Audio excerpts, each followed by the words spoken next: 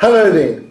In this video lecture we're going to have a look at how to structure the perfect paragraph. Now very often students are unaware of just how important the structure of paragraphs is in their assignments. There are basically three elements for successful academic writing. These are firstly the style. Academic writing requires a formal style. You won't write an assignment in the same style as you would write a letter to a friend. Then correct punctuation is an integral part of formal writing, and so you must pay attention to your punctuation. But perhaps the most important thing to get right in your academic writing is your paragraphing.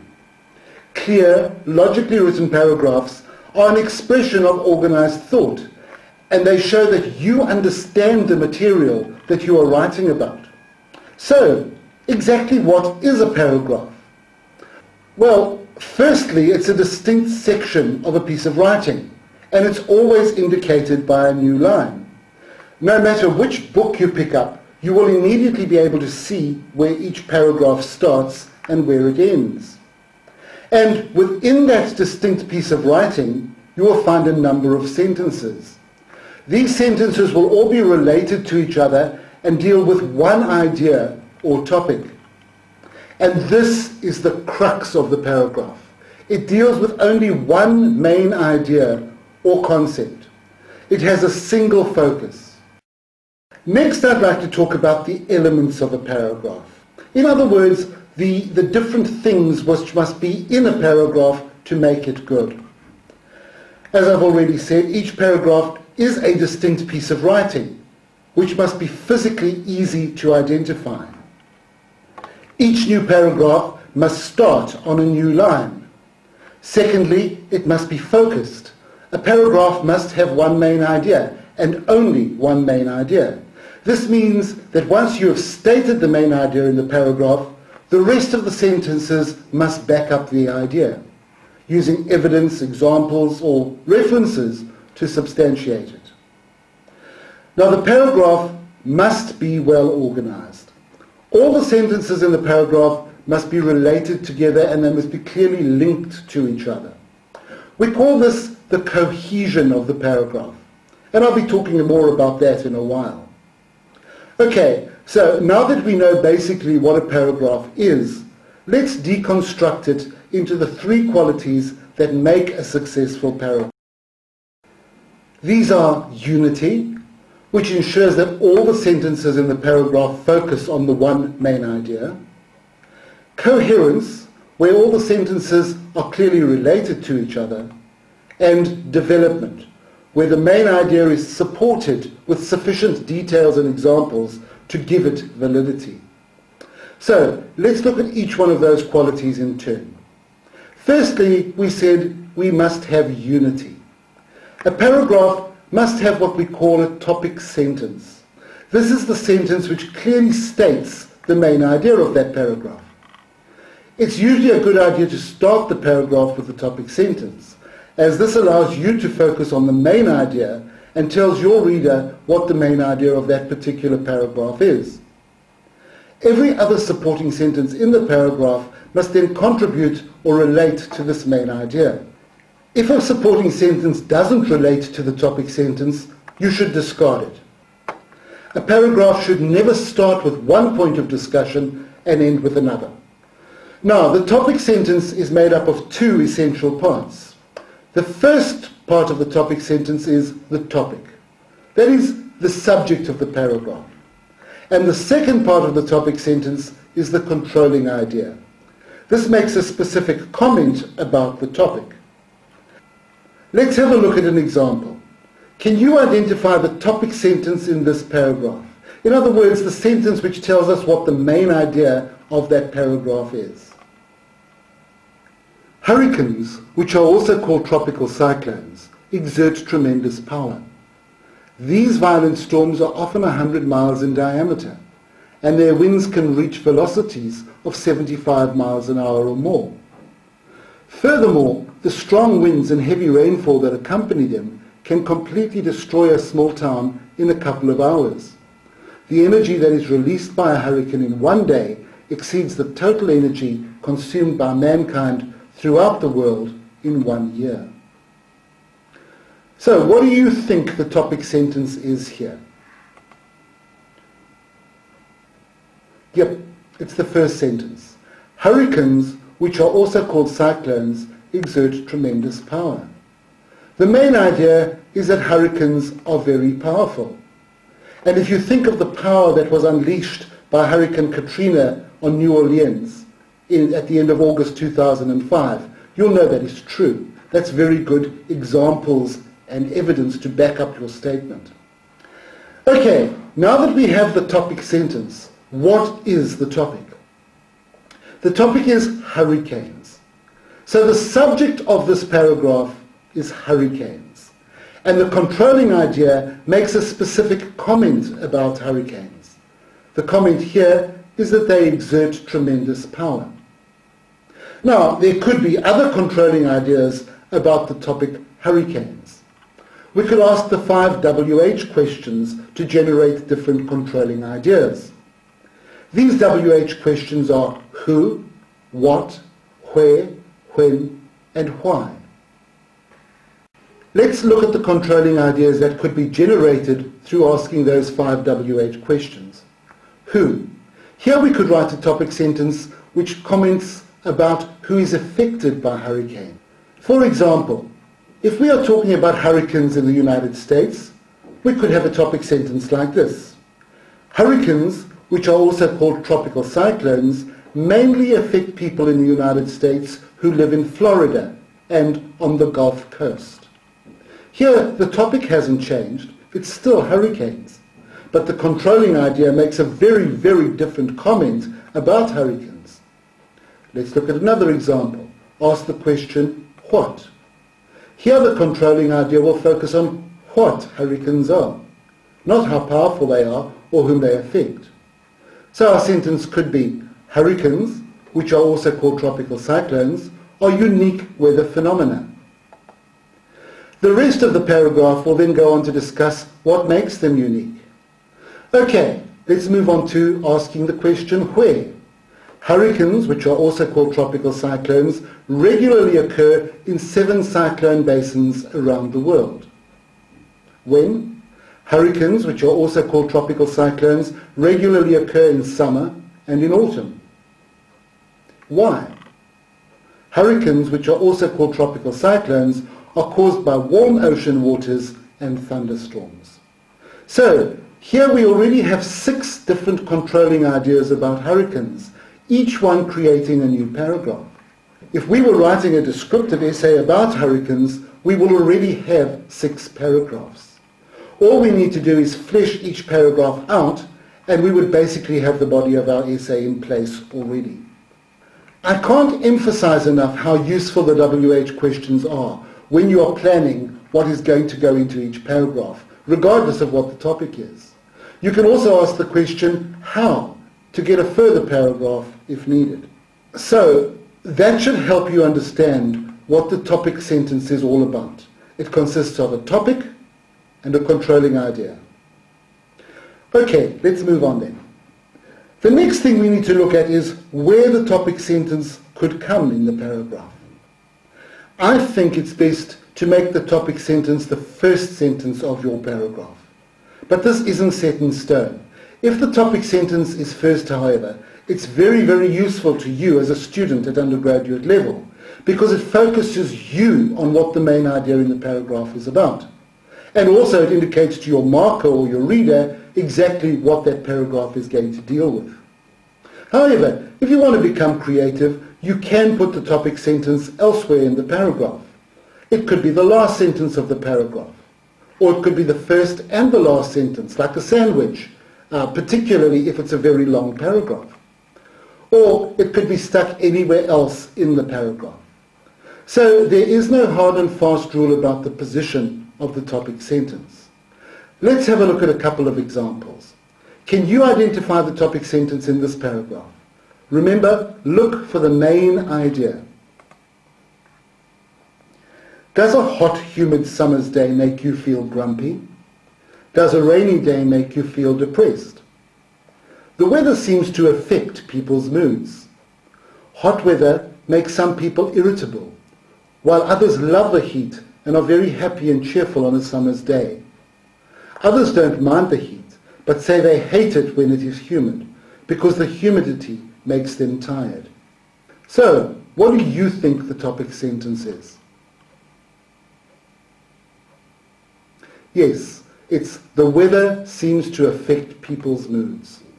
All the other sentences are explaining why it affects their moods and gives examples of how these moods are affected.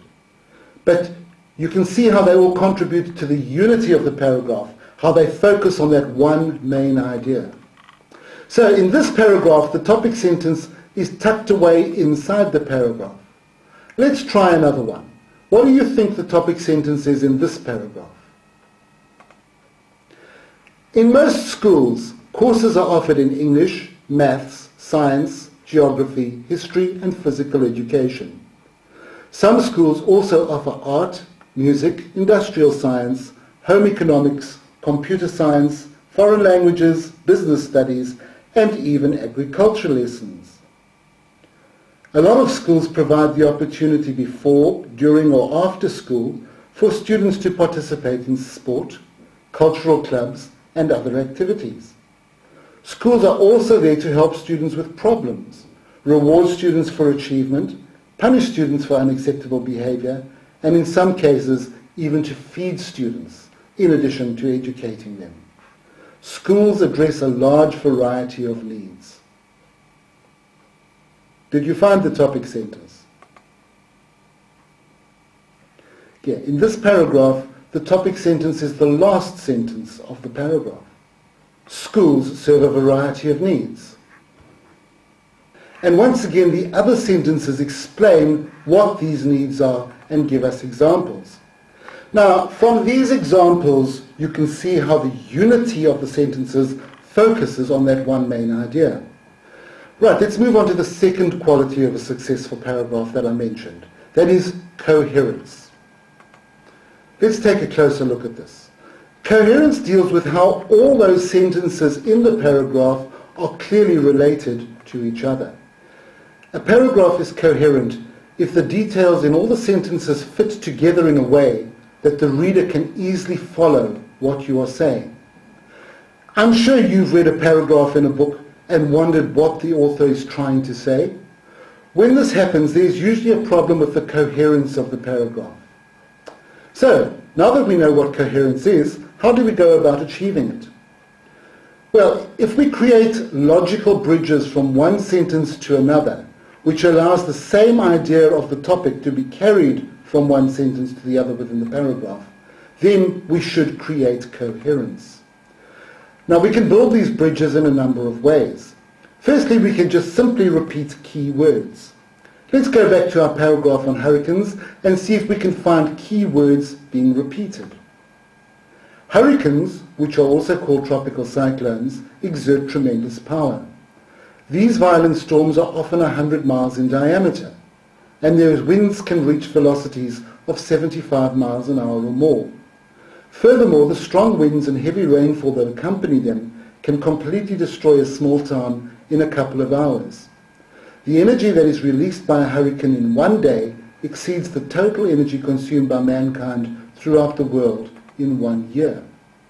Now, what is the obvious key word in our topic sentence? Hurricanes. So, is it repeated anywhere in the paragraph? Yep, there it is. Now, another way to build cohesion between sentences is to substitute keywords with synonyms. Synonyms are words that almost mean the same thing. So let's look at our paragraph again and see if we can find any synonyms for hurricanes.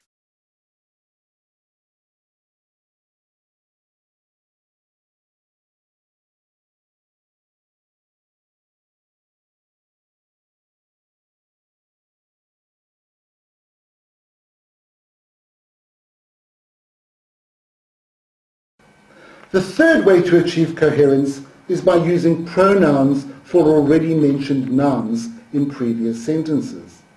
In our paragraph we have them.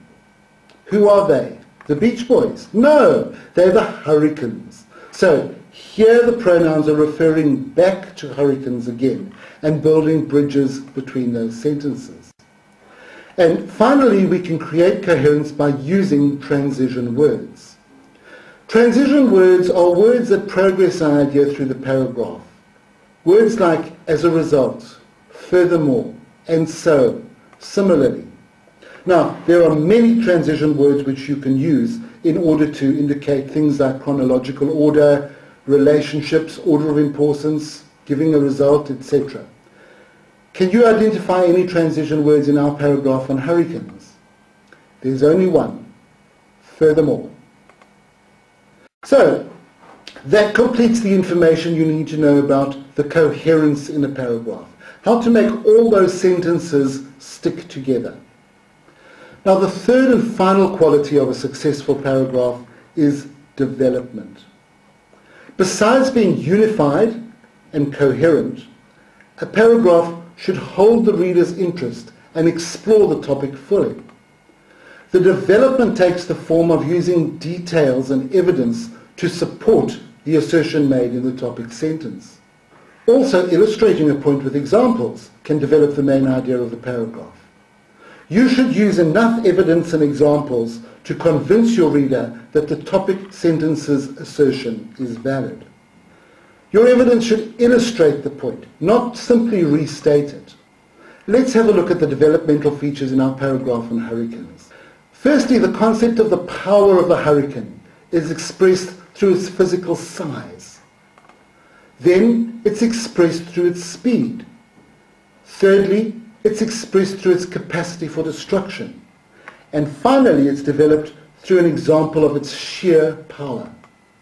These four explanations and examples develop the concept that a hurricane is indeed powerful, by giving evidence to substantiate this claim. So, to recap at this point, a successful paragraph must have unity, coherence, and development. To structure and develop a paragraph, we can use the TEE rule. T stands for topic sentence. Make sure your paragraph has a topic sentence. In our paragraph, the topic sentence is, hurricanes are powerful. The first E stands for explanation. Explain the topic sentence. Why are they powerful? Because they are large, because they move quickly. And the second E is for examples or evidence. The evidence of their power is that they can destroy a small town in a matter of hours. So let's have a look at a diagram which represents this structure. Firstly, we have the paragraph, which has a topic sentence that introduces the main idea of the paragraph. The topic sentence is divided into two parts, the topic and the controlling idea.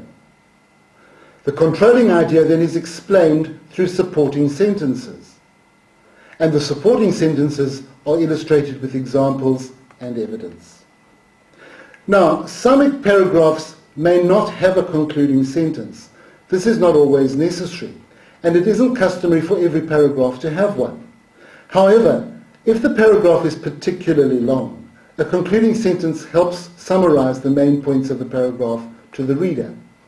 It gives the reader a final comment on our topic and leaves them with the most important ideas to think about. Let's have a look at a paragraph which does have a concluding sentence. Gold, a precious metal, is prized for three important reasons. First of all, gold has a lustrous beauty that makes it suitable for jewelry and ornamental purposes. Secondly, it is resistant to corrosion. For example, an ancient Roman coin remains as untarnished today as the day it was minted 2,000 years ago. Furthermore, for many years gold has been used in hundreds of industrial applications. Its most recent use has been in astronauts' suits.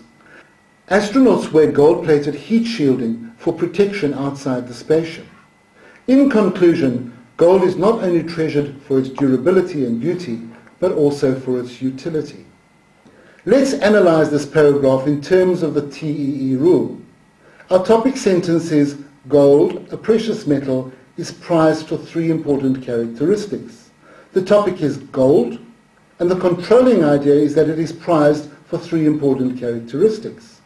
Right, Now we must explain the controlling idea. Why is gold prized? What are those three characteristics? Well, firstly, it's beauty. Secondly, it's durability. And thirdly, its utility. And now that we've explained why it is prized, we can give examples of each of those three reasons. The first thing that makes it precious is its beauty. This is illustrated by citing jewelry, ornamental purposes. The second is its durability. Roman coins are used to illustrate how gold does not rust or corrode. And thirdly, it's prized for its utility. And here we have an example of how it's used in space technology.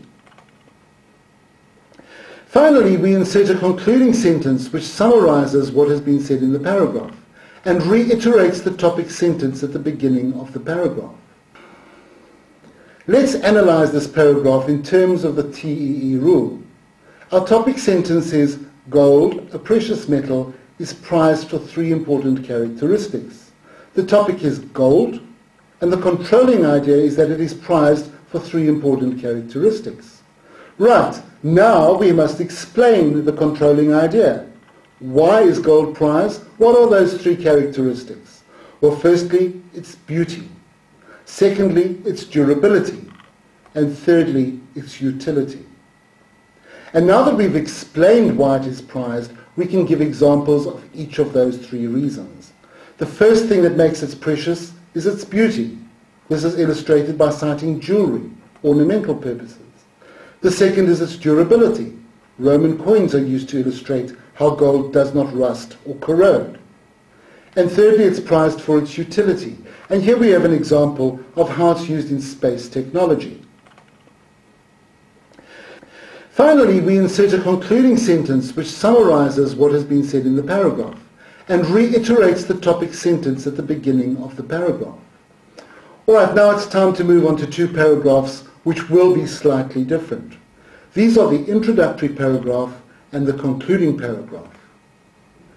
If you watch the video lecture Writing Good Essays, you'll be aware that a typical essay consists of an introduction, a body, and a conclusion.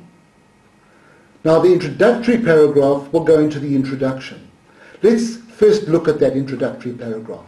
It's very, very important, and it must do three things. Firstly, it must state the topic of the assignment and briefly comment on its importance. It must capture the reader's attention and get straight to the point of the essay.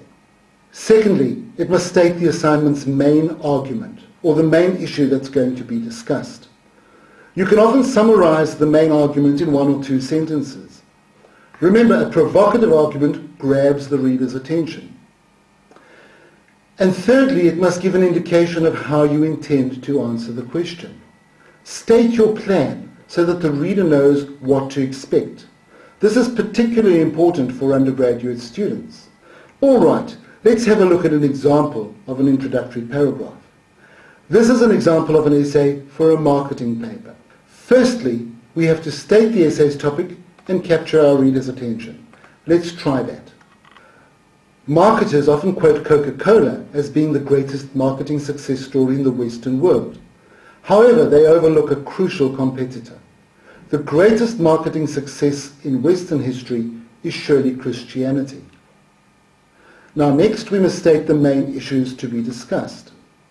Evolving from a corporate background with no infrastructure, no advertising budget, no mass communications, and situated in a geographical backwater, Christianity was not only marketed as a product to the entire Western world, but has excelled in product placement, having endured in the marketplace for over 2,000 years.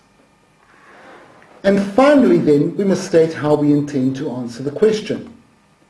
This essay will examine the insurmountable odds that the Christian Church has faced in the past 2 millennia to keep Christianity a viable brand in the face of stiff competition from other world religions. Now, with that introduction, most readers will be keen to move on. All right, now we said that's the introductory paragraph. Now let's turn our attention to the concluding paragraph. After the introductory paragraph, the concluding paragraph is the next most important in your assignment. It's the last thing that the marker is going to read before giving you a grade for that assignment. We've all heard how important first impressions are. Well, with assignments, last impressions are just as important. So, what should your concluding paragraph do? Well, firstly, it should summarize the main points of that assignment. Here you should deal only with the main ideas discussed in the assignment in very, very few sentences. Try and use different words from what you used in the assignment, so that it's not a simple repeat of what has gone before. Use a thesaurus, but make sure you don't change the content of what you're saying, just the way in which you're saying it. Keep that concluding paragraph reasonably short, but not to the point where it's abrupt.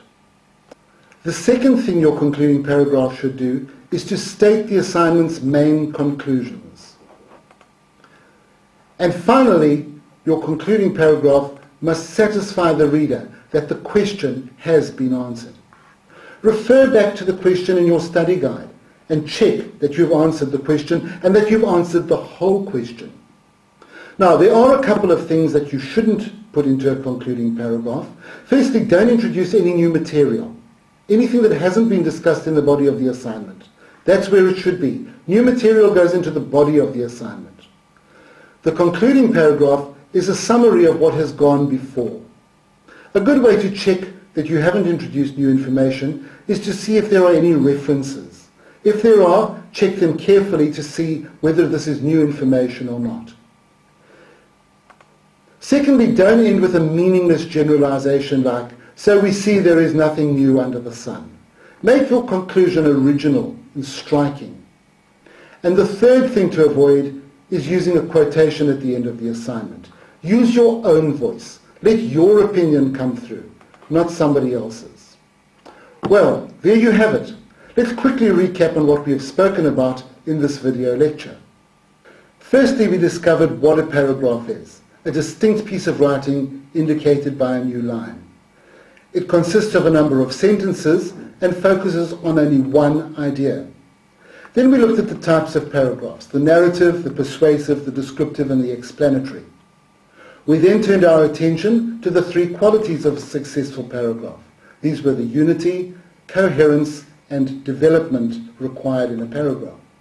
Under unity we examined the parts of a paragraph and learnt about the topic sentence, which consisted of a topic and a controlling idea, and where it comes in the paragraph. Under coherence, we saw how all the sentences must hang together to build on the main idea. This was achieved by the repetition of key words, through the use of synonyms, by using pronouns, and by using transition words. When we looked at development, we saw that this was achieved through an explanation of the topic sentence and examples to illustrate our explanation. And finally, we learnt the TEE rule and looked at how introductory and concluding paragraphs were different from other paragraphs. Well, that's all you need to know about writing perfect paragraphs every time. Stick to these rules and you will be amazed at how it will improve your writing.